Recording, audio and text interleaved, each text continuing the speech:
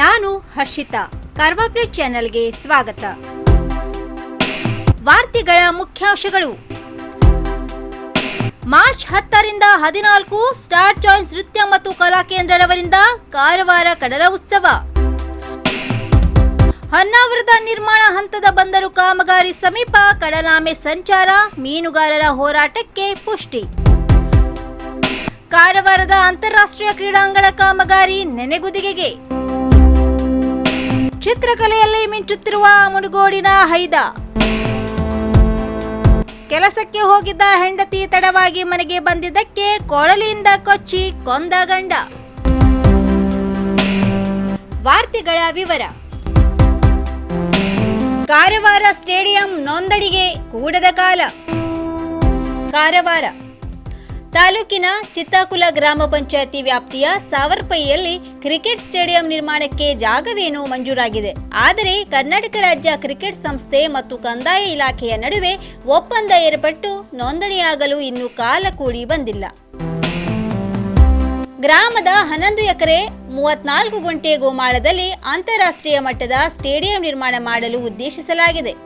2016ರಲ್ಲಿ ಅಂದಿನ ಶಾಸಕ ಸತೀಶ್ ಸೈಲ್ ನೇತೃತ್ವದಲ್ಲಿ ಸಲ್ಲಿಕೆಯಾದ ಪ್ರಸ್ತಾವಕ್ಕೆ ಕೆಎಸ್ಸಿಎ ಸಹಮತ ಸೂಚಿಸಿತ್ತು.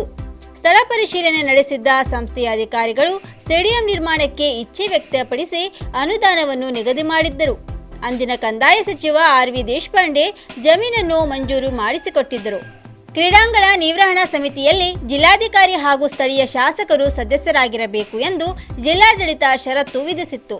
ಆದರೆ ಸಂಸ್ಥೆಯು ತನ್ನ ಬೈಲಾದಲ್ಲಿ ಇದಕ್ಕೆ ಅವಕಾಶವಿಲ್ಲ ಎಂದು ನಿರಾಕರಿಸಿತ್ತು.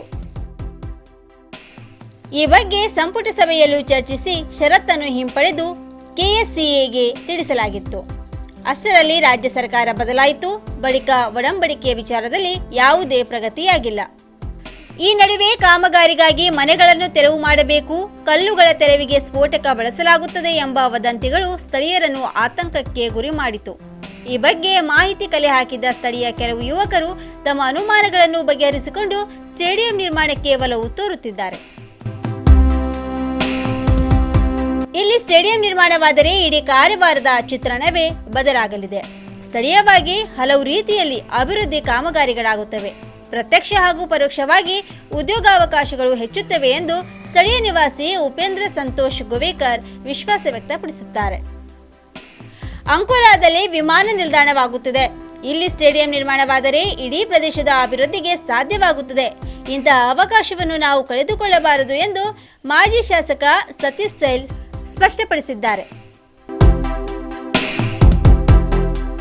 ನಿರ್ಮಾಣ ಹಂತದ ಬಂದರು ಕಾಮಗಾರಿ ಸಮೀಪ ಕಡಲಾಮೆ ಸಂಚಾರ, ಮೀನುಗಾರರ ಹೋರಾಟಕ್ಕೆ ಪುಷ್ಟಿ. ಹೊನ್ನಾವರ ಕಾಸಟೊಂಕಾದಲ್ಲಿ ಬಂದರು ನಿರ್ಮಾಣ ಮಾಡಲು ಉದ್ದೇಶಿಸಿರುವ ಪ್ರದೇಶದ ಅನತಿ ದೂರದಲ್ಲೇ ಕಡಲಾಮೆ ಸಂಚಾರವಾಗಿರುವುದನ್ನು ಸ್ಥಳೀಯ ಮೀನುಗಾರರು ತಮ್ಮ ಮೊಬೈಲ್ನಲ್ಲಿ ಸೆರೆ ಹಿಡಿದಿದ್ದಾರೆ.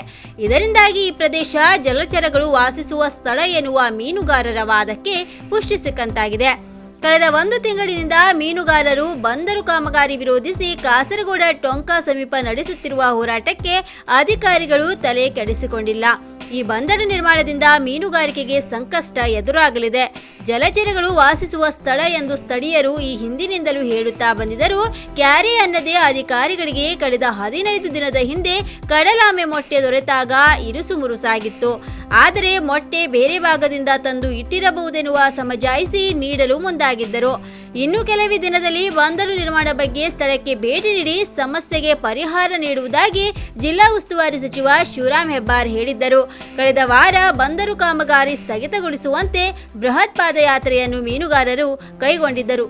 ಇದರ ನಡುವೆಯೇ ಈ ಭಾಗದಲ್ಲಿ ಕಡಲಾಮೆ ಸಂಚಾರ ಮೀನುಗಾರರ ಹೋರಾಟಕ್ಕೆ ಇನ್ನಷ್ಟು ಬಲ ತಂದಿದೆ.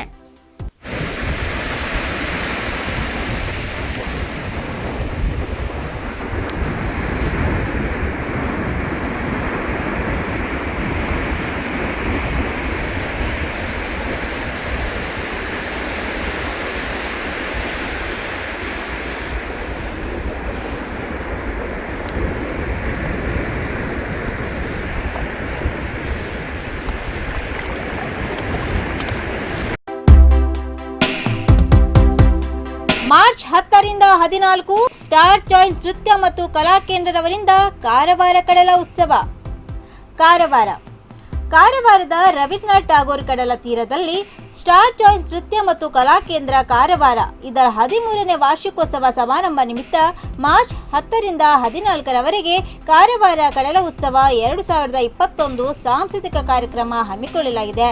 ಅಷ್ಟೇ ಅಲ್ಲದೆ ಆಕರ್ಷಿತ ವಿವಿಧ ಅಮ್ಯೂಸ್ಮೆಂಟ್ ಪಾರ್ಕ್ ಹಾಗೂ 20 ದಿವಸದ ತರತರದ ಅಂಗಡಿ ಮಳಿಗೆಗಳು Om Sai friends amusement park ಅವರ ನೇತೃತ್ವದಲ್ಲಿ ನಡೆಸಲಾಗುವುದು.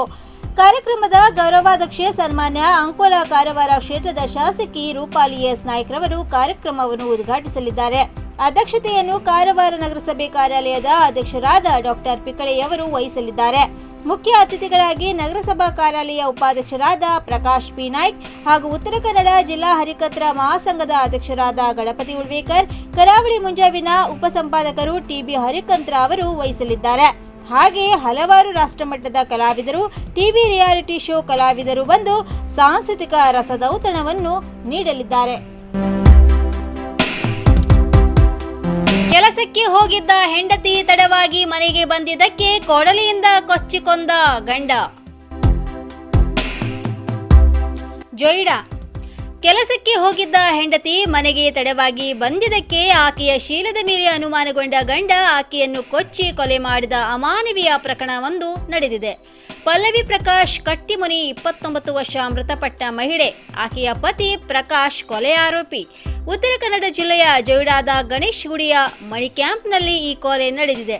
ಪಲ್ಲವಿ ಮನೆಗೆಲಸಕ್ಕೆ ಹೋಗುತ್ತಿದ್ದು ಪತಿ ಪ್ರಕಾಶ್ಗೆ ಆಕೆಯ ಚಾರಿತ್ರ್ಯದ ಕುರಿತು ಅನುಮಾನವಿತ್ತು ಎನ್ನಲಾಗಿದೆ. ಅಲ್ಲದೆ ಮನೆಗೆಲಸಕ್ಕೆ ತೆರಳಿದ್ದ ಆಕೆ ತಡವಾಗಿ ಮರಳಿದ್ದು ಪತಿಯ ಅನುಮಾನವನ್ನು ಮತ್ತಷ್ಟು ಹೆಚ್ಚಿಸಿತ್ತು. ಹೀಗಾಗಿ ತಡವಾಗಿ ಮನೆಗೆ ಬಂದ ಹೆಂಡತಿ ಮೇಲೆ ಸಿಟ್ಟಾದ ಪತಿ ಪ್ರಕಾಶ್ ಕೊಡಲಿಯಿಂದ ಆಕೆಯನ್ನು ಕೊಚ್ಚಿ ಕೊಲೆ ಮಾಡಿದ್ದಾನೆ. ರಾಮನಗರ ಠಾಣೆಯಲ್ಲಿ ಪ್ರಕರಣ ದಾಖಲಾಗಿದೆ. ಚಿತ್ರಕಲೆಯಲ್ಲಿ ಮಿಂಚುತ್ತಿರುವ ಮುಂಡಗೋಡಿನ ಹೈದ. ಮುಂಡಗೋಡ ಬಾಲ್ಯದಿಂದಲೂ ಅಪಾರ ಆಸಕ್ತಿ ಹೊಂದಿದ್ದ ಯುವಕನಿಗೆ ಚಿತ್ರಕಲೆ ಕೈ ಹಿಡಿದಿದೆ. ವಿಶೇಷ ಸಾಧನೆ ಮೂಲಕ ಈತ ಮನೆ ಮಾತಾಗಿದ್ದಾನೆ. ಪಟ್ಟಣದ ಕಂಬಾರಗಟ್ಟಿ ಬಡಾವಣೆಯ ಸಂತೋಷ್ ಕುಸನೂರ ಚಿತ್ರಕಲೆಯಲ್ಲಿ ಆಸಕ್ತಿ ಹೊಂದಿದ್ದ.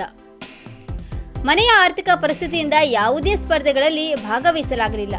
ಆದರೂ ಎದೆಗುಂದದೆ ತನಗೆ ತಿಳಿದ ಚಿತ್ರಗಳನ್ನು ಚಿತ್ರಿಸುತ್ತಾ ಪ್ರೌಢಶಾಲೆಯಲ್ಲಿ ಶಿಕ್ಷಕರು ನೀಡಿದ ಪ್ರೋತ್ಸಾಹದಿಂದ ಈಗ ಚಿತ್ರಕಲೆಯ BBA ಕೋರ್ಸ್ನ 2ಯ ವರ್ಷದಲ್ಲಿ ಓದುತ್ತಿದ್ದಾನೆ. ಥರ್ಮೋಕಾಲ್ ಕಟ್ಟಿಂಗ್, ವಾಲ್ ಆರ್ಟ್ಗಳಿಂದ ಗಮನ ಸೆಳೆದಿದ್ದಾನೆ. ಶಿವನ ವಾಲ್ ಆರ್ಟ್, ಮರದ ರೆಂಬೆಯಲ್ಲಿ ತೂಗುವ ಪಂಜರ, ಕೊಂಬೆಯ ಮೇಲೆ ಕುಳಿತ ಹಕ್ಕಿ ಗೋಡೆಯ ಅಂದ ಹೆಚ್ಚಿಸುವುದರ ಜತೆಗೆ ಕಣ್ಣಿಗೆ ಮುದ ನೀಡುತ್ತದೆ. ಹೋರಿ ಬೆದರಿಸುವ ಕಾರ್ಯಕ್ರಮಗಳಲ್ಲಿ ಬಾವುಟಗಳ ಮೇಲೆ ಚಿತ್ರ, ವ್ಯಕ್ತಿ, ವಸ್ತು ಮತ್ತು ಪ್ರಾಣಿಗಳ ನೇರ ಚಿತ್ರಣ, ನೀರ ಬಣ್ಣ, ನಿಸರ್ಗ ಚಿತ್ರಣ, ಸೃಜನಶೀಲ ಚಿತ್ರಣಗಳನ್ನು ಬಿಡಿಸಿ ಭೇಷ್ ಎನಿಸಿಕೊಂಡಿದ್ದಾನೆ. ಇನ್ನು ಮತ್ತಷ್ಟು ಸುದ್ದಿಗಾಗಿ ಕಾರವಾರ ಪ್ಲಸ್ ವೀಕ್ಷಿಸಿ. ನೀವು ಯೂಟ್ಯೂಬ್ ಅಲ್ಲಿ ನೋಡ್ತಿದ್ದೀರಿ, ಸಬ್ಸ್ಕ್ರೈಬ್ ಮಾಡಿ, ಬೆಲ್ ಐಕಾನ್ ಕ್ಲಿಕ್ ಮಾಡಿ. ಫೇಸ್ಬುಕ್ ಪೇಜ್ ಅಲ್ಲಿ ನೋಡ್ತಿದ್ದೀರಿ, ಫಾಲೋ ಮಾಡಿ. ಧನ್ಯವಾದಗಳು.